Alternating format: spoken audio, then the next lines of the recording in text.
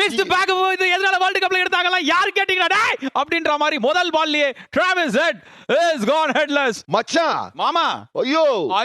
வாய் விட்டோம் மூக்கி விட்டோம் அவன் சொல்றான் டேய் நான் அர்ஷ்தீப் டா பஞ்சாபிடா மே துசி பஞ்சாபிடா பல்லே பல்லே அப்பா டேய் அர்ஷ்தீப் மச்சி விடாத இந்த மொமெண்டம்ல நீ வேர்ல்ட் கப் போணும் என்ன சரி சார் போயிடுறேன் சரியா அர்ஷிப் தான் இப்ப பேசினாரு சின்ன பையன் என்னை சப்போர்ட் பண்ணீங்க யசஸ்வி ஜெய்ஸ்வால் காதுல சொன்னது அப்படியே சொல்றாரு பாரு இந்த மாதிரி கேட்டா நேர்மையான வேற சொல்ல வேண்டியது நம்ம ரெண்டு பேர் நேர்மையை பத்தி பேசி அந்த வந்து இன்ஸ்டாகிராம்ல வீடியோ போட்டாங்களாமே தெரியுமா உங்களுக்கு நேர்மையா பேசியா அதான் நீங்க அந்த பெயில்ஸ் எடுத்து வச்சீங்களா ஆமா அதை வந்து எடுத்து கட் பண்ணி போட்டாங்க அது கட் பண்ணி என்ன போட்டாங்க நீங்க ரொம்ப நேர்மையான போட்டிருக்காங்க தலை நான் நேர்மைதாயா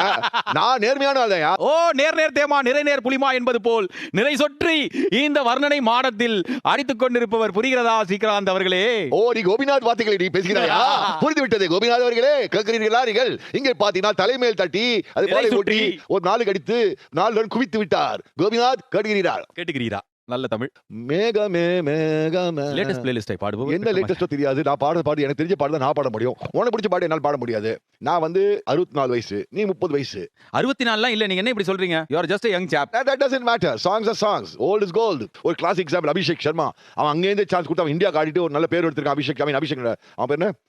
ராகுல் டிராவிட் சிச்சி நயன் மோங்கியா தினேஷ் கார்த்திக் கோவிந்தராஜன்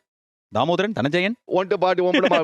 மாட்டி நான் தின்னாடுற பாரு என் தப்பு அர்ஷ்தீப் சிங் பத்தி நான் சொல்ல வந்தேன் அது சொல்லிட்டீங்களா அது போன ஒரே போட்டு முடிச்சிட்டாரு உட்டாயா ஒரு அரை பால் வந்து நேரா சைட் ஸ்கிரீன் அடிச்சா சைட்ல சைட்